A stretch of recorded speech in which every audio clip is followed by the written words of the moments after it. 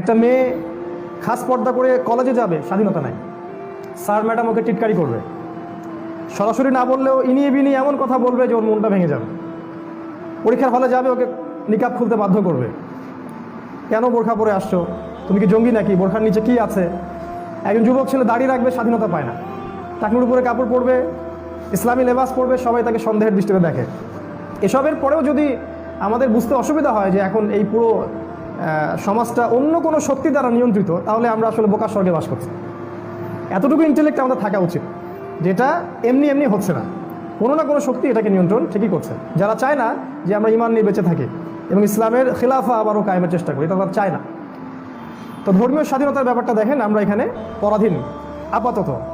হ্যাঁ, আপনি যদি মসজিদের কোনায় বসে তসবি টিপতে চান, তাদের কোনো আপত্তি নাই। আপনি মসজিদের কোনায় বসেন, 3 তসবি 7 তসবি 10 তসবি করেন, বা ওখানে জিকির করেন, হু হু জিকির করেন, আল্লাহু আল্লাহু করেন, সারাদিন রাত ওখানে আপনি আমল করেন, কেউ কিছু বলবে না আপনাকে।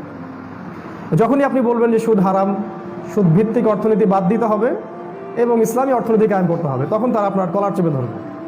যখন আপনি বলবেন যে মা বোনদের জন্য পর্দা ফরজ, প্রতিটা জায়গায় তাদের পর্দা নিশ্চিত করতে হবে, তখন তারা আপনাকে ঠিকই 14 শিখ বলে 14 শিখের পিছনে নিয়ে যাবে। শুধু এতটুকু যদি বলেন আমার বয়স 17 বছর হয়েছে, আমি বিয়ে করার অধিকার রাখি, তাতেই আপনার জেল হয়ে যাবে। 17 বছরে আপনি 10টা প্রেম করতে পারেন, কোনো সমস্যা নেই। তো ইসলামের প্রতিটা ফান্ডামেন্টাল, আপনি যদি বলেন যে মাদকদ্রব্য হারাম, আল্লাহ হারাম করেছেন, এটা লাইসেন্স দেওয়া বন্ধ করে দিন, তারা আপনার উপর আক্রমণ করবে। আসহাবুল কাহফের ক্ষেত্রে এমনটাই হয়েছিল। তাদের ধর্মীয় স্বাধীনতা তারা হস্তক্ষেপ করেছিল, তারা এখান থেকে হিজরত করে চলে গিয়েছিলেন। আজকেও আমাদের ধর্মীয় স্বাধীনতা আমাদের হাতে নেই। যতটুকু আছে এটাকে বলা হয় ইংরেজি ভাষায় প্রোটেস্ট্যান্ট ভার্সন অফ ইসলাম, মানে সুরসুরি ইসলাম। এক কথায় যেগুলো নরম নরম ইসলাম, সেগুলো আপনি পালন করবেন, কোনো সমস্যা হবে না। বউকে নিয়ে রাস্তায়, ওই যে রাতের বেলা স্ত্রীকে নিয়ে হাঁটা সুন্নত, তারপরে হচ্ছে খাওয়ার পরে মধু একটু খাওয়া সুন্নত, আঙুল চেটে খাইতে হয়, প্লেট চেটে খাইতে হয়। হ্যাঁ, ইভেন দাড়ি রাখাও সুন্নত। এইসব জায়গায় আপনাকে অনেকে হস্তক্ষেপ করবে না, কারণ এগুলো তাদের স্বার্থে কোনো আঘাত দেয় না। যে বিষয়গুলো তাদের স্বার্থে আঘাত দিবে, যেমন ইসলামী খেলাফত, কোন মুসলিম চায় না যে আল্লাহর আইন দিয়ে শাসন চলুক? কোন মুসলিম চায় না?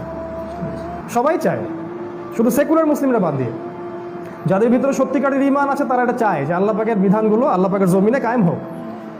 চুরি করলে চোরের হাত কেটে দেওয়া হোক, কেউ যদি ব্যভিচার করে তাকে রজম করা হোক, তারপরে কেউ যদি হত্যা করে কাউকে অন্যায়ভাবে তাকেও হত্যা করা হোক, কিসাস করা হোক। ডাকাতি করলে হাত পা অপোজিট দিক থেকে কেটে ফেলতে হবে।